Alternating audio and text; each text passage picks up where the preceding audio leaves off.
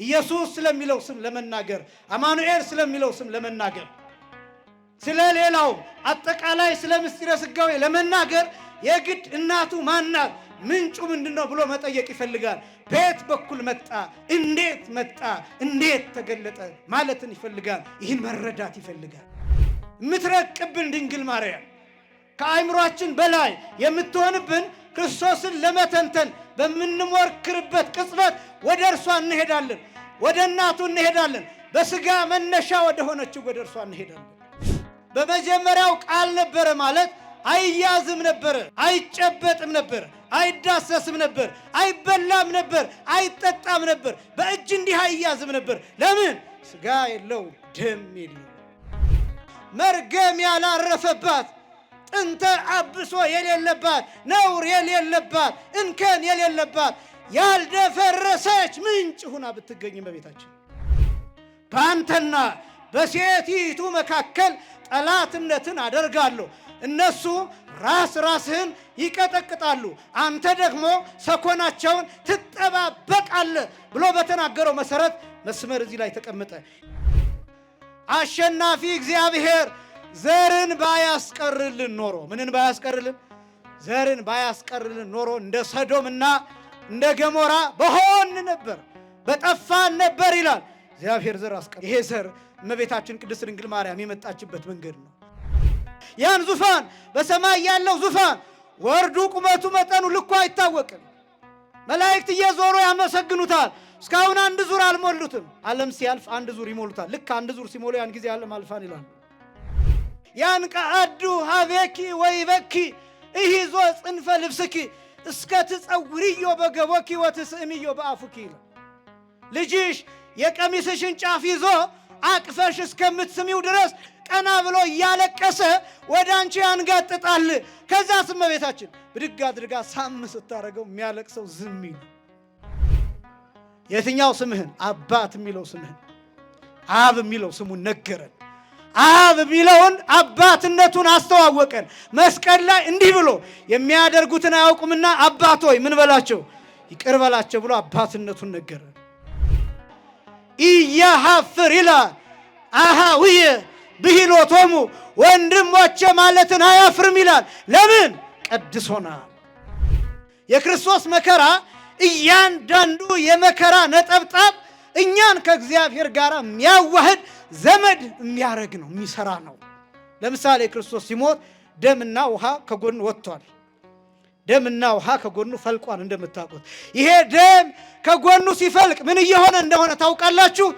ያ የፈለቀው ደም፣ ያ የፈሰሰው ደም እኛን ከክርስቶስ ጋር አንድ አድርጎ የሚሰራ ልክ እንደ እትብት ነው፣ እንደ አምብሊካል ኮርድ ነው፣ ልክ እንደ ፕላሴንታ ነው።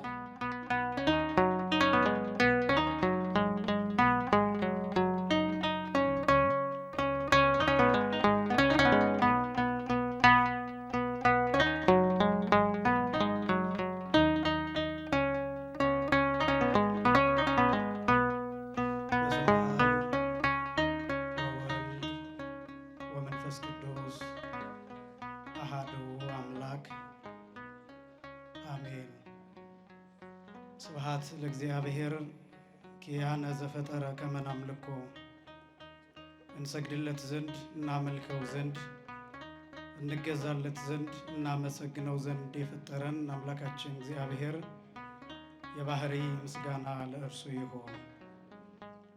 ስብሐት ለማርያም እመ አምላክ እግዝእትነ ወመድኃኒትነ መድኃኒታችን መመኪያችን ለምትሆን እናታችን ለንጽሕት ቅድስት ድንግል ማርያምም የጸጋ ምስጋና ለእርሷ ይሁን። ስብሐት ለመስቀለ ክርስቶስ ዕፀ መድኃኒት ኃይልነ ወፀዋንነ ኃይላችን፣ አምባችን፣ መጠጊያችን፣ ጋሻችን ለሚሆን በቀራንዮ ለተተከለ መድኃኒት ለሚባል ለክርስቶስ መስቀልም የጸጋ ምስጋና ለእርሱ ይሁን። የምንማማርበት የትምህርት ርዕስ አማኑኤል በሚል ርዕስ ይሆናል። ዕለቱ ዛሬ 28 ስለሆነ በዓሉም አማኑኤል ብለን የምንጠራው በዓል ስለሆነ ምናልባት በዚህ ርዕስ ለተወሰኑ ደቂቃዎች በነገረ ክርስቶስ ትምህርት ዙሪያ ቆይታ የምናደርግ ይሆናል። ትናንትና 27 ነበር፣ መድኃኔ ዓለም ብለን እንጠራዋለን። የዛሬውን ቀን አማኑኤል ብለን እንጠራዋለን። የነገው በዓለ ወልድ፣ በዓለ እግዚእ፣ በዓለ ክርስቶስ ተብሎ ይታወቃል። በየወሩ በስድስት ኢየሱስ ብለን እንጠራዋለን። እነዚህ አራቱ አስማተ ሥጋዌሁ ለእግዚእነ ኢየሱስ ክርስቶስ የጌታችን የመድኃኒታችን የኢየሱስ ክርስቶስ ሰው የመሆኑ ስሞች ወይም ደግሞ ሰው በመሆኑ ምክንያት የተጠራባቸው ስሞች ወይም ደግሞ አካላዊ ቃል ሥጋንና ነፍስን ከእመቤታችን ከቅድስት ድንግል ማርያም ነስቶ በመዋሃዱ ምክንያት የተጠራባቸው ስሞች ናቸው። እነዚህ ብቻ አይደሉም፣ ብዙ ስሞች አሉ፣ ብዙ መገለጫዎች አሉ። ለምሳሌ ወልደ እጓለ እመሕያው የሚለው፣ ወልደ እግዚአብሔር የሚለው፣ ብርሃን የሚለው፣ ህብስት የሚለው ወይም ህብስተ ሕይወት የሚለው እነዚህ ነገሮች በሙሉ ቅጽል ስሞቹ መገለጫዎቹ ናቸው። እነዚህ በተለዩ አራቱ ስሞቹ በወር ውስጥ ቀንና ዕለት ተሰጥቷቸው በዓላቶቹ የሚከበሩላቸው ስሞች ናቸው። በ27 መድኃኔ ዓለም ብለን ስንጠራ፣ በ28 አማኑኤል ስንል፣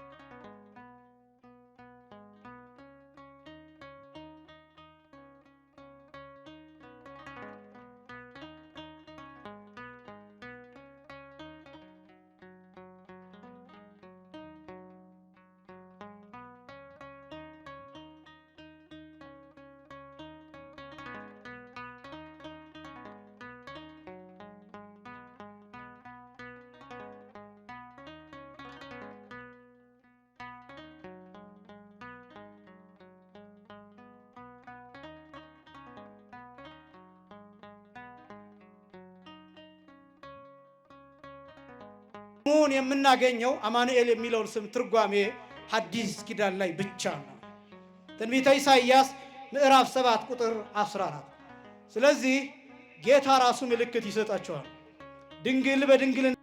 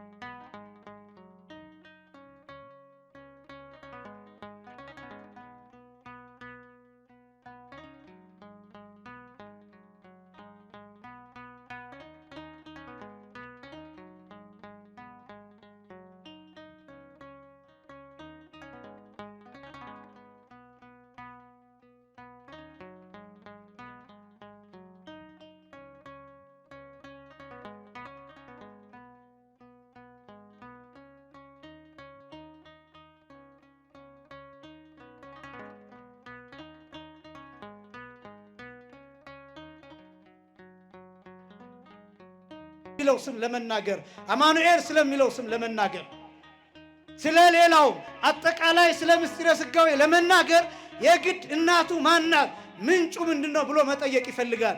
በየት በኩል መጣ፣ እንዴት መጣ፣ እንዴት ተገለጠ ማለትን ይፈልጋል። ይህን መረዳት ይፈልጋል። የምትረቅብን ድንግል ማርያም ከአይምሯችን በላይ የምትሆንብን ክርስቶስን ለመተንተን በምንሞክርበት ቅጽበት ወደ እርሷ እንሄዳለን፣ ወደ እናቱ እንሄዳለን። በሥጋ መነሻ ወደ ሆነችው ወደ እርሷ እንሄዳለን። ምድራዊት ናት፣ 3 ክንድ ከስንዝር ቁመት ያላት ናት። የተገኘችውም ከወንድና ከሴት ነው። የተገኘችው ከትዳር ነው። የተገኘችው ሕግ ባለው ሩካቤ ነው። የተገኘችው ከእናት ከአባት ነው። የተገኘችውም ከምድር ነው። ሰው ናት። ሥጋ ነፍስ መንፈስ ያላት ናት። ድንግል ደግሞ ክርስቶስ ከእርሷ ተገኝቷል። ስለዚህ ትረቅብናለች። አምላክ ከእርሷ ተወልዷል። አምላክ እናቴ ብሎ ጠርቷታል። ልጄ ብላ አምላክን ጠርታለች። ወንጌል በተደጋጋሚ የኢየሱስ እናት እያለ ይጠራታል። ስለዚህ ትረቅብናለች።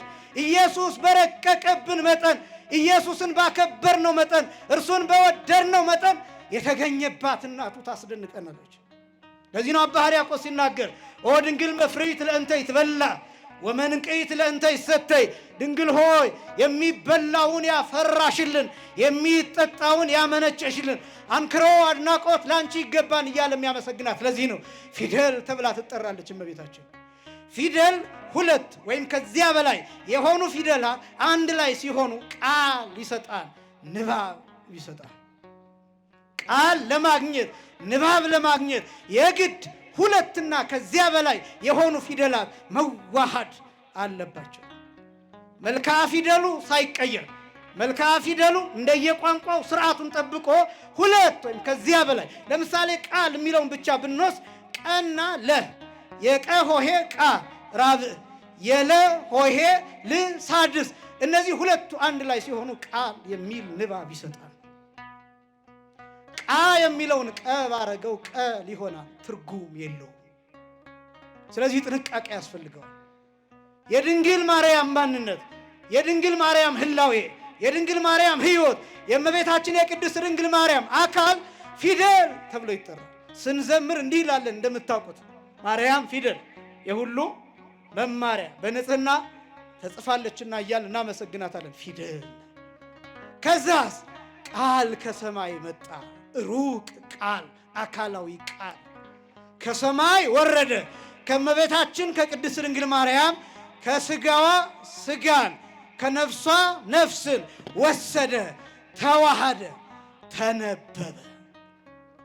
ተነበበ የሚነበበው እንዴት ነው ቢባል እኔ አሁን የምናገረውን ቃል ጽፌ ብሰጣችሁ መስማት ብቻ አይደለም፣ ታዩታላችሁ። ማየት ብቻ አይደለም፣ ትዳስሱታላችሁ። መዳሰስ ብቻ አይደለም፣ ታሸቱታላችሁ። በተጻፈበት ብራና፣ በተጻፈበት ወረቀት፣ በተጻፈበት ቀለም፣ በተጻፈበት ብዕር አማካኝነት በ5ቱ የስሜት ሕዋሳቶቻችሁ ሴንስ ታረጉታላችሁ። ይነበባል፣ ይታያል፣ ይዳሰሳል፣ ይያዛል፣ ይጨበጣል። አካላዊ ቃል ከዛ በፊት አይያዝም ነበር። ከመዋሃዱ በፊት ልብ በሉ፣ አይዳሰስም ነበር። ይህን ሲገልጥልን ወንጌላዊው ቅዱስ ዮሐንስ እንዲህ ብሎ ጀምሯል ወንጌሉን። በመጀመሪያው ቃል ነበረ፣ ቃልም በእግዚአብሔር ዘንድ ነበረ፣ ቃልም እግዚአብሔር ነበረ፣ ይህም በመጀመሪያው በእግዚአብሔር ዘንድ ነበረ ካለ በኋላ ቁጥር 14 ላይ ያ ቃል ሥጋ ሆነ። ያ ቃል ሥጋ ሆነ። በመጀመሪያው ቃል ነበረ ማለት አይያዝም ነበረ፣ አይጨበጥም ነበር፣ አይዳሰስም ነበር፣ አይበላም ነበር፣ አይጠጣም ነበር፣ በእጅ እንዲህ አይያዝም ነበር። ለምን? ሥጋ የለው፣ ደም የለው። ስለዚህ ያን ጊዜ ሩቅ ቃል ብቻ ነበር። ረቂቅ ነው፣ አካል አለው። እዚህ አለ እዚያ የለም አይባልም። እግሩ እዚህ ነው እጁ እዚያ ነው አይባልም። አይኑ እዚህ ነው አፍንጫው እዚያ ነው አይባልም። ረቂቅ ነው፣ በሁሉ ሙሉ ነው። እኛ ልንጨብጠው አንችልም። አካላዊ ቃል በመጀመሪያ ሩቅ በነበረበት ሰዓት፣ ሥጋን ነፍስን ባልተዋሃደበት ሰዓት መገረፍ አይችልም፣ መሰቀል አይችልም። በጲላጦስ ፊት ልናቆመው አንችልም፣ ልንሰድበው አንችልም።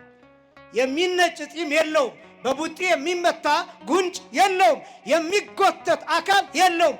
ረቂቅ ነዋ፣ አይገኝም፣ አይደማም፣ አይቸነከርም፣ አይሰቀልም፣ አይገረፍም። ምክንያቱም ሩቅ ቃል ብቻውን አካላዊ ቃል ረቂቅ ነው።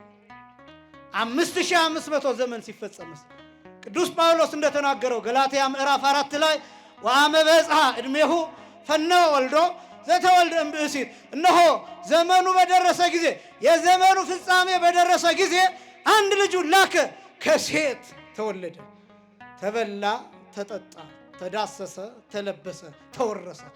አየ ነው ከእኛ ጋር በአደባባይ ዋለ፣ ውሃ ስጥኝ ብሎ ለመነ። ራበኝ ብሎ ተናገረ። ምግብ ጠየቀ። በአካል ከኛ ጋር በምድራችን ታየ። በምድራችን ታየ። መከራ ተቀበለ። ከዚያ አስቀድሞስ ስጋን ነፍስን ከመዋሃዱ አስቀድሞ መከራ አይቀበልም ነበር። ከዚያስ ቃል ስጋ ሆነ። ከዚያስ ወደ መከራ መጣ። ወደ ስቃይ መጣ። ወደ ረሃብ መጣ። ወደ መድከም መጣ። ወደ ጉስቁልናችን መጣ። ወደ ባርነት መጣ። ወደ መዋረድ መጣ። ራቁቱን መስቀል ላይ ወደ መሰቀል መጣ። ወደዚህ ፈቃድ ወረደ። በምድራችን እንግዳ ሆነ። ይሄን ምስጢር የሚያሳየን ይሄ በማን በኩል ሆነ? በእመቤታችን በቅድስት ድንግል ማርያም። ምን ሆና ብትገኝ? እመቤታችን ንጽሕት ፊደል ሆና ብትገኝ። ንጽሕት፣ ያልተሰረዘች፣ ያልተደለዘች፣ ያልተበላሸች። ምን ማለት መሰላችሁ?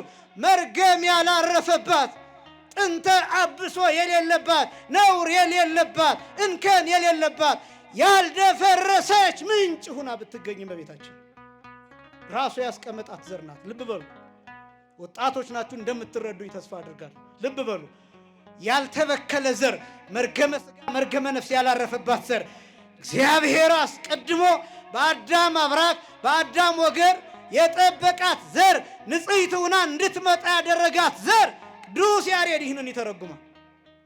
ማርያም እሰትአቱም ትካት ውስተ ከርሱ ለአዳም ከመ ባሕሪ ጸዓዳ ብሎ በድጓው ይናገራል። ማርያም ግን ከጥንት ጀምሮ በአዳም አብራክ በአዳም ገላ በአዳም አኗኗር በአዳም ሰውነት በአዳም አይምሮ በአዳም ሕይወት በዚህ ሁሉ ማርያም ከጥንት ጀምሮ እንደ ነጭ ዕንቁ ታበራ ነበር። እንደ ነጭ ዕንቁ ታበራ ነበር። ምን ሆና? ኃጢአት የሌለባት መርገም የሌለባት ሆና። መቼ መሰላችሁ የታሪኩ መስመር የሚጀምረው? ኦሪት ዘፍጥረት ምዕራፍ 3 ቁጥር 15 ላይ ያለው ላይ ታሪኩ ይጀምራል።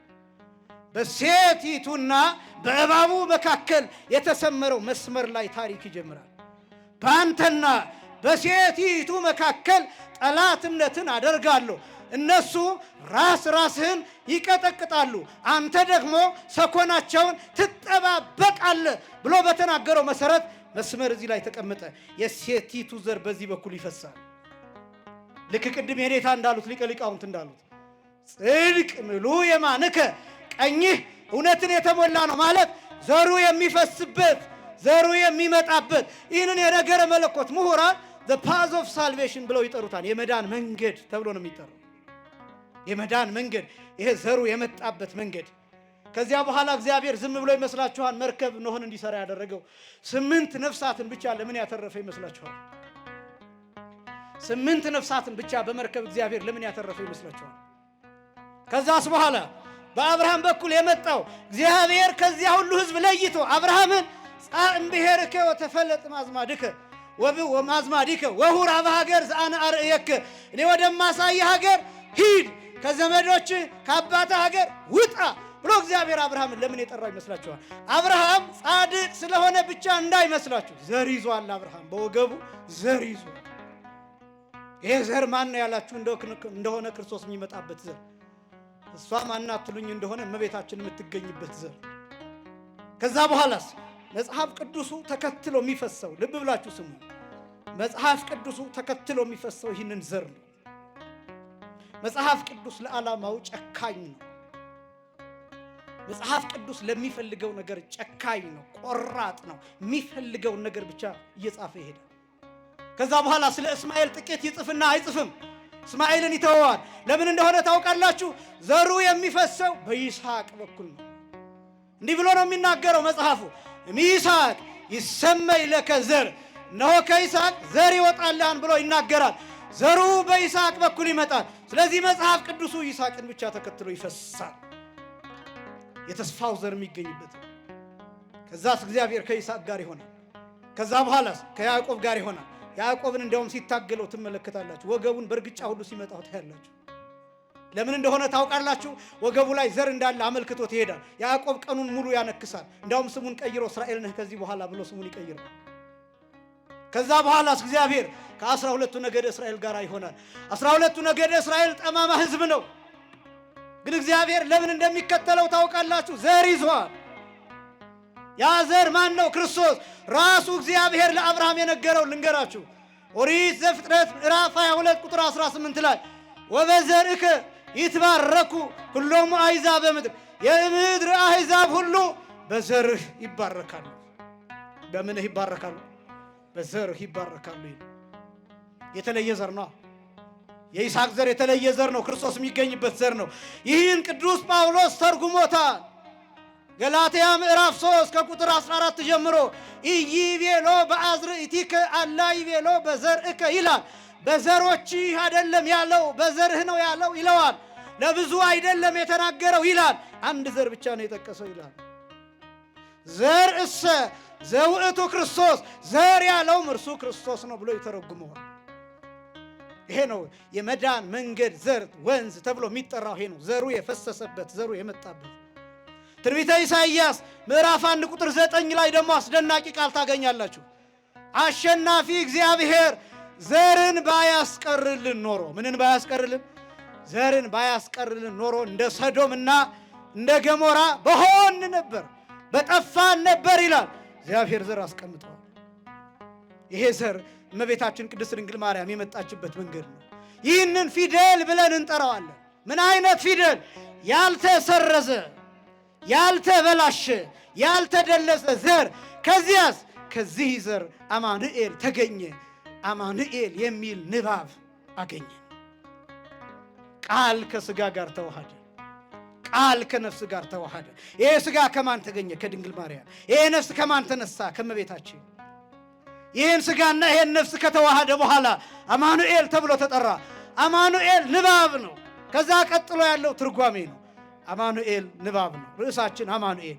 ይሄ ሲተረጎም እግዚአብሔር ከኛ ጋር ማለት ነው። እስኪ በሉ እግዚአብሔር በሉ ከኛ ጋር። ማን ከኛ ጋር? አማኑኤል የሚለው ቃል የዕብራይስጥ ቃል ነው። አማኑ የሚለውና ኤል የሚል ሁለት ቃላት። ራሱን ጌታን ተሸክማለች። ይሄ ብቻም አይደለም፣ የሚሰራውን የሚታደሰውን ፍጥረት በማህፀኗ ተሸክማለች። በማህፀኗ አባ ጊዮርጊስ ዘጋስጫ በመጽሐፈ ምስጢር ሲናገር ጾረቶ ይላል እንዘ ውእቱ ይጸውራ፣ ተሸክሟት ተሸከመችው ይላል። እስኪ በሉ ተሸክሟት በሉ ተሸከመችው። እሱ እሷን ተሸክሟታን፣ እሷም እሱን ተሸክመዋለች። እሱ እሷን በመሃል እጁ ከፍጥረቱ ጋር ይዟታል። እሷም ከ22ቱ ስነ ፍጥረት አንዷ ነች። በመሃል እጁ አለች። በእሱ መሃል እጅ ሁና እንደገና ደግሞ በማህፀኗ እርሱን ተሸክማለች። እርሷ ራሷን በእርሱ በልጇ መሃል እጅ በራሷ ማህፀን ታገኟታላችሁ። እንደገና ፍጥረቱን በልጇ መሃል እጅ ያለውን ፍጥረት በሙሉ በማህፀኗ ተሸክማ ታገኟታላችሁ። የሰማይን ዙፋን ኪሩቤል የሚሸከሙትን ዙፋን፣ አንድ ዙር እስካሁን መላእክት ያልሞሉትን ዙፋን፣ አባቶቻችን እንደዛ ይላሉ። ያን ዙፋን በሰማይ ያለው ዙፋን ወርዱ፣ ቁመቱ፣ መጠኑ ልኩ አይታወቅም። መላእክት እየዞሩ ያመሰግኑታል። እስካሁን አንድ ዙር አልሞሉትም። ዓለም ሲያልፍ አንድ ዙር ይሞሉታል። ልክ አንድ ዙር ሲሞሉ ያን ጊዜ ዓለም አልፋን ይላሉ። ከዛኛ ሙተን ተነስተን እንደገና ሁለተኛውን ዙር ከመላእክት ጋር አብረን እየዞርን ቅዱስ ቅዱስ እያልን እናመሰግናለን። ሁላችንን በዛ ክብር ያብቃል። ያ ዙፋን በድንግል ማርያም ማህፀን ተቀምጧል። ኦ ድንግል ሶባ ኀደረ ውስተ ከርስኪ እሳተ መለኮት እያለ የሚናገረው ሊቁ ድንግል በማህፀንሽ እሳተ መለኮት ባደረ ጊዜ ፎኑ እያው አየኪ፣ እንዴት ነው ያላቃጠለሽ? ወሰባቱ መንጦላይት ዘነደ እሳት አይቴኑ ተንጦልአ በውስተ ከርስኪ፣ ሰባቱ የእሳት መጋረጃዎች በማህፀንሽ በወዴት በኩል ተጋረዱ እያለ የሚጠይቀው እነዚያ ሙሴ የገለጣቸው መጋረጃዎች፣ ሰባተኛው ግን ያልነካው መጋረጃ፣ ማንም ያልገለጠው መጋረጃ፣ ማንም ያልደረሰበት መጋረጃ፣ ያ ሩቅ የሆነው እሳት የሆነው መጋረጃ፣ ያ እንደ እሳት የሚቀጣጠለው መጋረጃ በማህፀንሽ በወዴት በኩል ተጋረደ? እምገቦኪ በየማንኑ እምገቦኪ በጸጋምኑ፣ በቀኝ ጎንሽ ነው ወይስ በግራ ጎንሽ ነው እያለ የሚጠይቀው ያ ምስጢር በድንግል ማርያም ማህፀን ተቀምጧል። ወደን አይደለም የምንወዳት፣ ወደን አይደለም የምናደንቃት፣ ከአቅማችን በላይ ሆናብን ነው። መንበር ኪሩባዊ ዘያንጸበርቅ ወዘያውዶ ነደ እሳት አይቴኑ ተደለወ ወአይቴኑ ተተክለ በውስተ ከርስኪ፣ ኪሩቤል የሚሸከሙት ብርሃኑ አይን የሚበዘብዝ ነደ እሳት የሚከበው ያ ኪሩቤል የሚሸከሙት ዙፋን በማህፀንሽ በወዴት በኩል ተቀመጠ? እንዴት ቻልሽው? እንዴት ቻልሽው? መላእክት እየዞሩ የሚያመሰግኑት ይሄ ዓለም፣ እኛ ያለንበት ዓለም እንደ ሳይንስ 14 ቢሊዮን የብርሃን ዓመት ይፈጃል ይባላል አንድ ዙር ለመሙላት በብርሃን ፍጥነት እየተዞረ። ብርሃን በአንድ ሰከንድ እንደምታውቁት 300,000 ኪሎ ሜትር ይጓዛል። ስፒድ ኦፍ ላይት ኢን ቫኪዩም 3 times 10 raised to 8 ሜትር per second የሚባለው ቫኪዩም ውስጥ ምንም አይነት ኤር ሬዚስተንስ በሌለበት ውስጥ በዚያ ብርሃን በአንድ ሰከንድ 300,000 ኪሎ ሜትር ይጓዛል። የፀሐይ ብርሃን እዚህ ለመድረስ የሚፈጅበት ምድር ለመድረስ 8 ደቂቃ ነው። ከፀሐይ ሰሌዳ ተነስቶ ቅዱስ ሚካኤልን ብትጠሩት ስንት ደቂቃ ይፈጅበታል? ከኢዮር ተነስቶ ከራማ ተነስቶ ከኤረር ተነስቶ መላእክትን ብትጠሯቸው እዚህ ምድር ለመድረስ ቅጽበት። እኛ ልንለካው አንችልም። ፍጥነታቸው ይለካል፣ እኛ ግን ልንለካው አንችልም። ተመልከቱማ በዚህ ፍጥነታቸው እየዞሩ እየተጓዙ አንድ ዙር ያልሞሉት ዙፋን በድንግል ማርያም ማህፀን ተቀምጧል። ድንግል ማርያም ከዩኒቨርስ ትሰፋለች፣ ከጋላክሲ ትሰፋለች። ወድህ አይደለም የምታከብራት። የዚህን ጋላክሲ እኛ ያለንበትን ዩኒቨርስ የምናውቀው 5% ብቻ ነው። ሳይንቲስቶቹ የሚሉት፣ አስትሮኖመርስ የሚሉት፣ የጠፈር ተመራማሪዎች የሚሉት። እኛ ከዚህ ህዋ ካለንበት ዩኒቨርስ የምናውቀው 5% ብቻ ነው። 95% አይታወቅም። የእመቤታችንን ደግሞ 1% እንኳን አናውቅም። የምናውቀው ሰው መሆኗን ብቻ ነው። የምናውቀው እንዴት እንደተወለደች ታሪኳን፣ ከማን እንደተወለደች ታሪኳን፣ ይህን ብቻ ነው የምናውቀው። ይኸውላችሁ በድንግል ማርያም ማህፀን የተፈጸመውን መላእክት እንኳን አያውቁትም። ኢይበጽሖ ህሊና ሰብ ወኢዘ መላእክት አይምሮ። የሰው ህሊና አይደርስበትም። የሰው ይቅርና የመላእክት እንኳን አይደርስበትም። ቅዱስ ገብርኤል የተላከውን እንደታሸገ አምጥቶ ነው ለእመቤታችን የነገራት። ማናውቃቸው ብዙ ናቸው፣ ያልደረስንባቸው ብዙ ናቸው። ወደህ አይደለም ድንግል ማርያምን የምታከብራት፣ ወደን አይደለም ስለ ድንግል ማርያም የምንናገረው፣ ከአቅማችን በላይ ናት። ቅዱሳን ዘመናቸውን ሙሉ ተንከራተቱ። ዘመናቸውን ሙሉ ክርስቶስን ለማወቅ ፍለጋ መከራቸውን አዩ፣ ስቃያቸውን አዩ። በመጠናቸው ያውቁታል። የድንግል ማርያምን ያህል ክርስቶስን ማወቅ የሚችል ማንም የለም። ይኸውላችሁ እኛ ክርስቶስ የሚለውን ኢየሱስ የሚለውን በቃል በኮንሰፕት ነው እኛ የምንናገረው፣ በጽንሰ ሐሳብ። እመቤታችን ደግሞ ጸንሳ ነው የምታውቀው፣ ክርስቶስን ወልዳው ነው የምታውቀው። የድንግልና ጡት እያጠባችው ነው የምታውቀው፣ ሲንተባተብ ነው የምታውቀው። እኔና እናንተ እናምናለን፣ ልክ ነው። ግን ታሪክ ነው የምናምነው፣ ታሪክ ነው የምናውቀው። ልክ ነው፣ በነፍሳችን እናምነዋለን። ባመነው ደግሞ የምናገኘው ተአምር ድንቅ ነገር አለ። ያ እንዳለ ሆኖ እመቤታችንስ በማህፀኗ ተሸክማው ነው የምታውቀው። እየተራበ ረሃቡን እየመለሰችለት፣ እየተጠማ እያጠጣችው ነው የምታውቀው። የልብሷን ጫፍ ይዞ እያለቀሰ ነው የምታውቀው። ይህንን ይናገራሉ ሊቃውንት። ቅዱስ ያሬድም ባጊዮርጊስ ዘጋስጫም ሐዊረ ፍኖት በእግሩ ሶበይ ስህን ሕፃንኪ፣ ልጅሽ በእግሩ መሄድ በደከመው ጊዜ ያንቀአዱ ሀቤኪ ወይበኪ እሂዞ ጽንፈ ልብስኪ እስከ ትጸውርዮ በገቦኪ ወትስእምዮ በአፉኪ። ልጅሽ የቀሚስሽን ጫፍ ይዞ አቅፈሽ እስከምትስሚው ድረስ ቀና ብሎ እያለቀሰ ወደ አንቺ ያንጋጥጣል። ከዛስ እመቤታችን ብድግ አድርጋ ሳም ስታደርገው የሚያለቅሰው ዝም ይላል። እግዚአብሔር ወልድ እኮ ነው። ከሦስቱ አካላት አንዱ አካል እግዚአብሔር ወልድ እኮ ነው። ይታወቃል በመዝሙርም በምንም። እግዚአብሔር ከኛ ጋር የሚለውንም ትርጓሜ እናውቀዋለን። ግን እግዚአብሔር ከኛ ጋር ሲባል እንዴት? እግዚአብሔር ከኛ ጋር ሲባል በምን? እነዚህን ብቻ አሳያለሁ። አንደኛ የትንቢቱ ፍጻሜ የሆነ ስም ነው ይሄ ስም። ምልክት ይሰጣችኋል ጌታ። ከዛስ ድንግል በድንግልና ትጸንሳለች፣ ወንድ ልጅ ትወልዳለች። ከዛስ ስሙ አማኑኤል ይባላል። ከዛስ ይህንን መልአኩ ቅዱስ ገብርኤል መጥቶ ለዮሴፍ ሲተረጉምለት ነቢዩ የተናገረው ይደርስ ይፈጸም ዘንድ የት? የማቴዎስ ወንጌል ምዕራፍ 1 ቁጥር 23 ላይ ነቢዩ የተናገረው አማኑኤል እንደሚባል ብቻ ነው። ነቢዩ ትርጉሙን አልተናገረም። ይሄ በብሉይ ኪዳን አልተተረጎመም። በአዲስ ኪዳን ግን በአካል ተተረጎመ፣ በተግባር ተተረጎመ። ራሱ አማኑኤል በመጣበት ቅጽበት መልአክ መጣ፣ ለዮሴፍ አብራራለት እንዲህ ብሎ ያ አማኑኤል የተባለው ከእርሷ የሚወለደው እሱ ነው፣ ድንግል የተባለችውም እሷ ናት አለው። ከእርሷ የሚወለደው አማኑኤል ትርጓሜውም እግዚአብሔር ከኛ ጋር ነው የሚባለው ብሎ ተረጎመለት። በምን ከምን ነው እግዚአብሔር ከኛ ጋር የሚሆነው? አንደኛ በዝምድና። ልብ በሉ በደንብ ስሙኝ።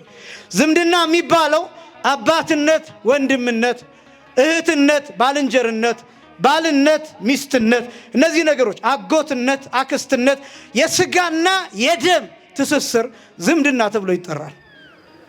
አስደናቂው እግዚአብሔር ወልድ የዘመኑ ፍጻሜ በደረሰ ጊዜ መጣና ከድንግል ማርያም ከስጋዋ ስጋ ከነፍሷ ነፍስ ነስቶ የኛ ዘመድ ተባለ። ተገብቶ በብሉይ ኪዳን ሲናገር እነግሮሙ ስመከ ለአህውየ ስምህን ለወንድሞቼ ነግራቸዋለሁ። ለምኖቼ ነግራቸዋለሁ? ለወንድሞቼ ስምህን።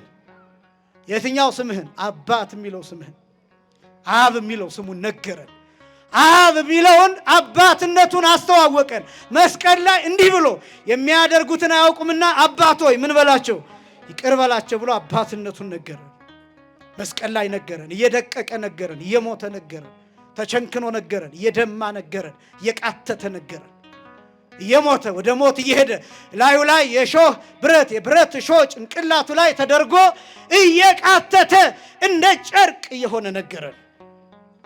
በሞት መካከል ሆኖ ነገረን አባት ሆይ ብሎ። ከዛስ ከተነሳ በኋላ ይህንን እንዲህ ብሎ ተረጎመው። ሁሪ በልዮሙ ለአሃዊ አላት። ማርያም መግደላዊትን ሲነግራት ሂጂና ለወንድሞቼ ንገሪያቸው አላት። የዮሐንስ ወንጌል ምዕራፍ 20 ቁጥር 17 ላይ ሂጂና ለወንድሞቼ ንገሪያቸው። ለምኖቼ ንገሪያቸው? ለወንድሞቼ። ሐዋርያትን ወንድሞቼ ያላቸው።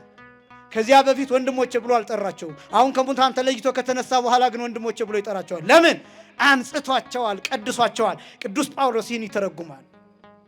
ዕብራውያን ምዕራፍ 2 ቁጥር 13 ላይ ኢያሐፍር ይላል አሃውየ ብሂሎቶሙ ወንድሞቼ ማለትን አያፍርም ይላል። ለምን?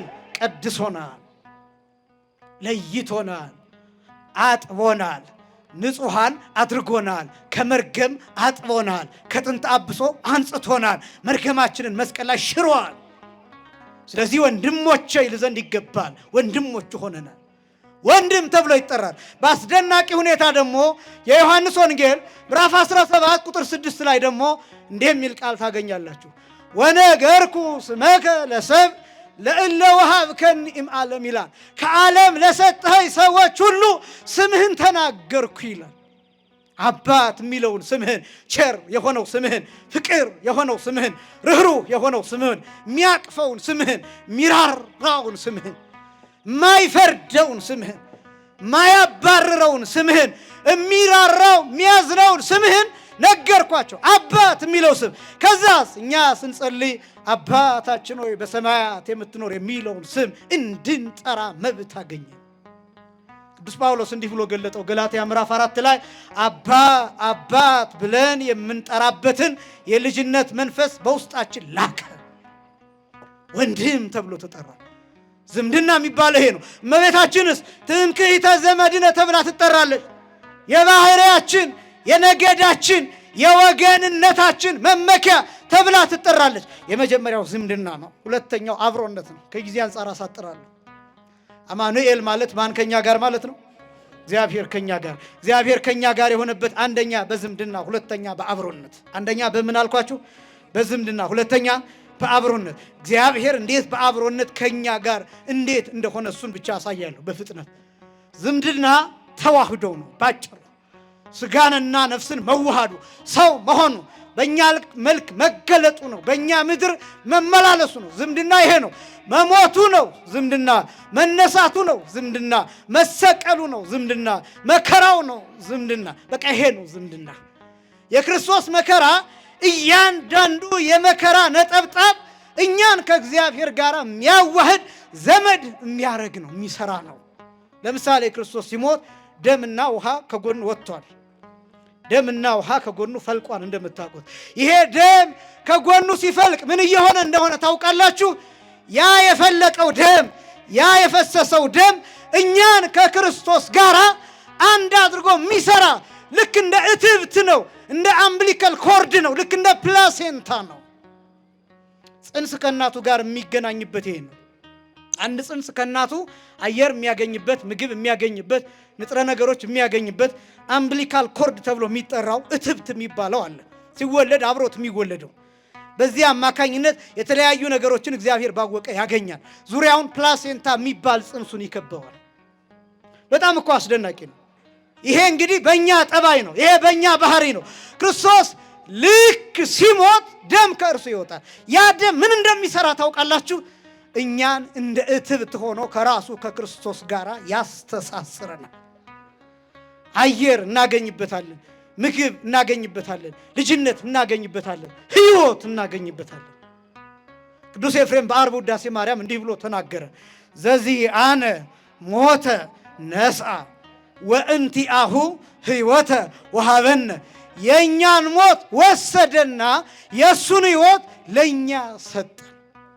ልክ ሲሞት በገዛ ስልጣኑ ነፍሱን ከስጋው ሲለይ በዚያ ቅጽበት እርሱ ሞተ፣ እኛ ግን ሕይወት አገኘን። የዘላለም ሕይወት የማግኘታችን ምልክት ምን እንደሆነ ታውቃላችሁ? ደሙ ቡልቅ ብሎ ጎኑ ሲወጋ ከጎኑ ይፈልቃል። ከዛ ደግሞ አስደናቂው ይሄ ብቻ አይደለም። የደሙ ጠብታ ምድር ላይ ሲያርፍ 500 ሙታን ከመቃብር ይነሳሉ። 500 ሙታን። የማቴዎስ ወንጌል ምዕራፍ 27 ከቁጥር 50 ጀምሮ ቅዱሳን ሰዎች እንደተነሱ ይናገራል። 500 ሙታን። እንዲያውም መተርጉማኑ ከ500 ከፍ ከ600 ዝቅ የሚሉ ናቸው ይሏቸዋል። እነዚህ በምን ምክንያት እንደተነሱ ታውቃላችሁ? የጌታ የደሙ ጠብታ ምድር ላይ ሲያርፍ ቀሰቀሳቸው። የበሰበሰውን አጥንታቸውን ለብዙ መቶ ዓመታት ተቀብረው የነበሩ ናቸው። በነገራችን ላይ የአይሁድ አክስቶቻቸው፣ አጎቶቻቸው፣ ቅድመ አያቶቻቸው፣ ቅማንቶቻቸው የነበሩ ሰዎች እግዚአብሔር ባወቀ የጌታ የደም ጠብታ አጥንታቸው ላይ መቃብራቸው ላይ ሲያርፍ አለመለማቸው። ትንሣኤን ምድሪቱ ላይ ዘራ፣ ሕይወትን በምድሪቱ ላይ አሰረጸ፣ አበቀለ። ስለዚህም ለብዙ መቶ ዓመታት መቃብር ውስጥ ተከስክሰው የነበሩ አጥንቶች ሕይወት ዘርተው ተነሱ፣ ሕይወት አገኘ። ይሄ ነው ዝምድና ተብሎ የሚጠራው። ማናችንም በክርስቶስ አንድ ነን፣ ራሳችን ክርስቶስ ነው የሚባለው። ለዚህ ነው አንድ ነገር ልጨምርና ይህንን ልጨርስ። ክርስቶስ የቤተክርስቲያን ራሳችን ነው። ሴንትራል ነርቨስ ሲስተም ተብሎ ይጠራል። ይሄ ሴንትራል ነርቨስ ሲስተም የሚባለው እንደምታውቁት በሴንሰር ኒውሮን አማካኝነት መልእክት ይቀበላል። በሞተር ኒውሮን አማካኝነት አክሽን ይሰጣል፣ ውሳኔ ይሰጣል። ይሄ ሴንትራል ነርቨስ ሲስተም ተብሎ የሚጠራው መሀል ላይ ያለ ነው። በሴንሰር ኒውሮን እና በሞተር ኒውሮን የታጀበ ነው፣ ውሳኔ የሚሰጥ ነው። ክርስቶስ የቤተ ክርስቲያን ራስ ነው ሲባል ራስ ቅል ማለት አይደለም። የቤተ ክርስቲያኗ ሴንትራል ነርቨስ ሲስተም ዋና አዛዥ፣ ዳኛ፣ ፈራጅ ማለት ነው። የቅዱሳንን መልእክት፣ የካህናትን ጸሎት፣ የምእመናንን ጸሎት የሚቀበል ከዚያስ ውሳኔ የሚሰጥ የሚፈርድ ዳኛ አምላክ ማለት ነው የቤተ ክርስቲያን ራስ ማለት። ከዛስ አካላት የሚባሉት እነማን ናቸው? እኛ፣ አንተ፣ አንቺ፣ እኔ እስከ ዓለም ፍጻሜ ድረስ የሚነሳው ትውልድ እንዴት በክርስቶስ የደም ጠብታ በኩል የክርስቶስ የአካል ክፍል እንሆናለን። የክርስቶስ የአካል ክፍል ስትሆን እሱ ራስ ይሆናል፣ አንጎል ይሆናል፣ ሴንትራል ነርቨስ ሲስተም ይሆናል። ዝምድና እያችሁት ዝምድናውን ይውላችሁ ከአጎት ከአክስት፣ ከአባት ከእናት፣ ከባል ከሚስት፣ ከዚህ በጣም አቅርባችሁ ስትገልጡት የአካል ዝምድና ይሆናል። የአካል ዝምድና ማለትን ማለት ነው። እጄ ለአይምሮዬ ቅርብ ነው፣ እጄ በአይምሮዬ ይታዘዛል። እጄ በአባቴ አይደለም የሚታዘዘው፣ ከአባቴ ተወልጃለሁ፣ ከእናቴ ተወልጃለሁ። ልክ ነው። ይሄን እጄን የሚያዙት ግን እናቴ ወይም አባቴ አይደሉም። ይሄን እጄን የሚያዘው ቅርቡ ዘመዴ አንጎሌ እንደሆነ ሁሉ አካላቶቻችንን የሚያዘው ክርስቶስ ነው። ዝምድና ወደ አካል መጣ። ይሄ ነው አማኑኤል የሚባለው፣ እግዚአብሔር ከኛ ጋር በአካል ጭምር። የመጨረሻው በአብሮነት ነው። በአብሮነት ማለት በቦታ በሁኔታ በጊዜ የማይገደብ ማለት ነው። በሁሉ ቦታ አብሮን ያለ ማለት ነው። እግዚአብሔር ከኛ ጋር ማለት ነው አብሮነት የሚባለው። ለምሳሌ አባቴ አሁን ከኔ ጋር አይደለም፣ እናቴ አሁን ከኔ ጋር አይደለችም። ወንድሞቼ ዘመዶቼ ናቸው፣ ግን አብረውኝ አይደሉም። እዚህ የሆነ ነገር ቢደፋኝ አሁን አይደርሱልኝም። በትራንስፖርት መጥተው ምናምን ነው የሚደርሱት። አማኑኤልስ ከትንፋሼ ይፈጥናል። አማኑኤል ከኔ ጋር ነው። በሚሄድበት ቦታ፣ በማስተምርበት ቦታ፣ በማላስተምርበትም ጊዜ ቢሆን፣ ስለ እርሱ በማልመሰክርበትም ጊዜ ቢሆን ስለሱ በማላስብበትም ጊዜ ቢሆን አማኑኤል ከኔ ጋር ነው። ሌላው ቀርቶ በተኛሁበትም ጊዜ ቢሆን አማኑኤል ከኔ ጋር ነው።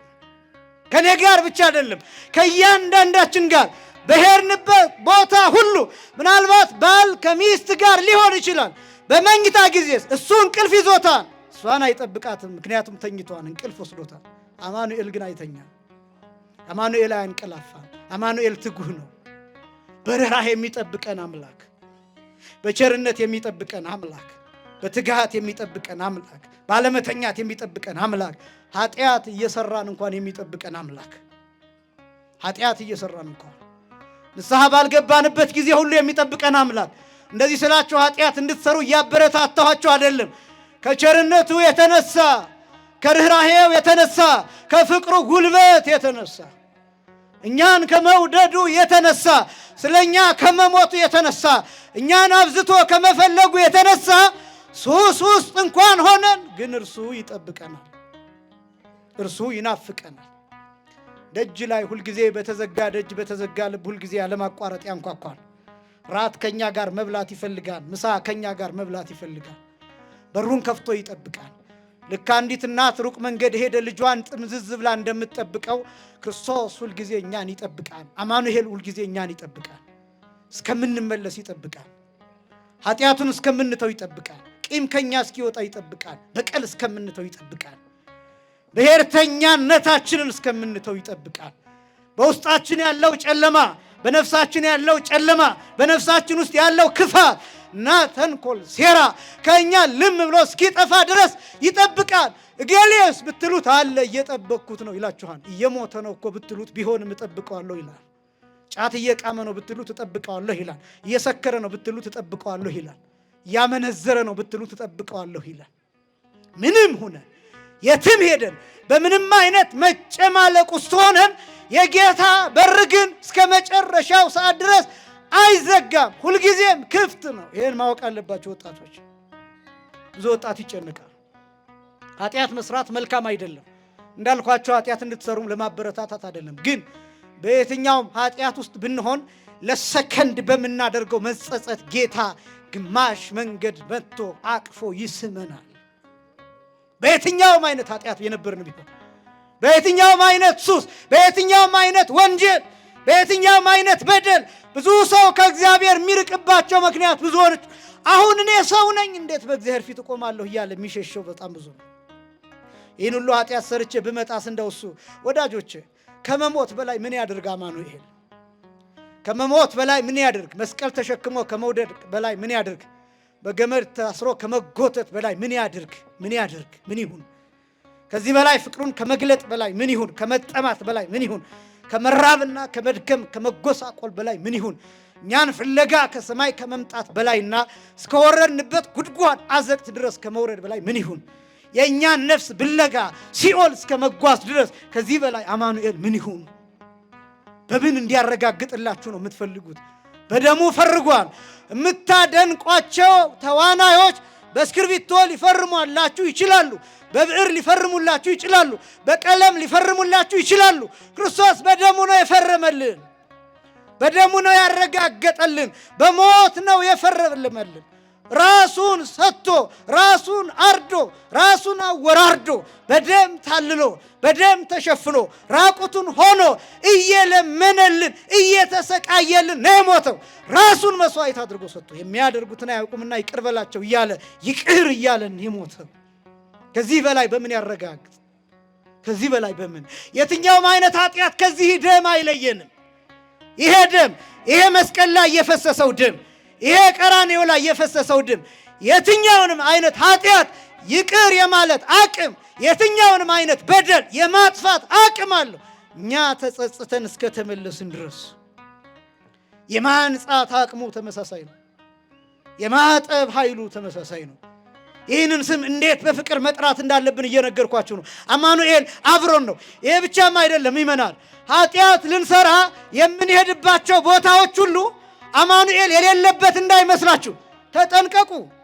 ለጭፈራ የምንሄድባቸው ስፍራዎች ምድሪቱ የእግዚአብሔር ናት። የእግዚአብሔር ያልሆነ ቦታ ስፍራ የለም። እግዚአብሔር አያየንም ብላችሁ ኃጢአት እንዳትሰሩ በተቻላችሁ ተጠንቀቁ።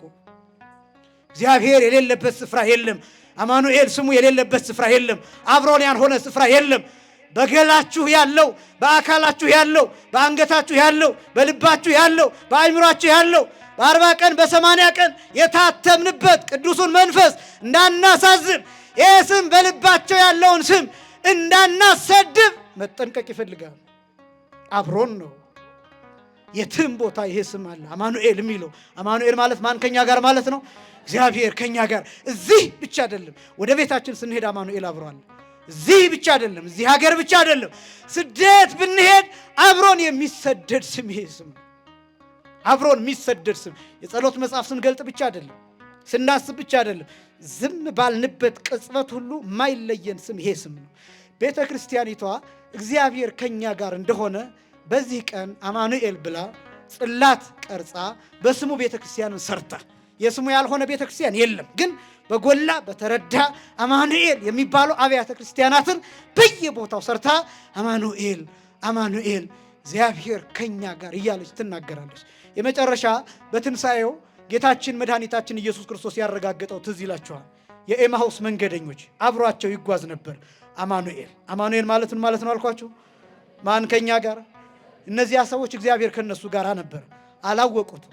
እስከ ቤታቸው ድረስ ሄደ፣ እንጀራ ቆርሶ ሰጣቸው፣ ልባቸው ተከፈተ፣ አይናቸው ተከፈተ። አማኑኤል እንጀራ ስትበሉ አብሯችኋል፣ ማዕድ ስትቆርሱ አብሯችኋል፣ ምንም ነገር ስታደርጉ አማኑኤል አብሯችኋል። ይሄ ትዝ ይበላችሁ። እግዚአብሔር ከኛ ጋር የሆነበት ምስጢር እንዲገባን፣ ፍቅሩ በልባችን እንዲጻፍና በአእምሯችን እንዲኖር የእርሱ ቅዱስ ፈቃድ ይሆንልን።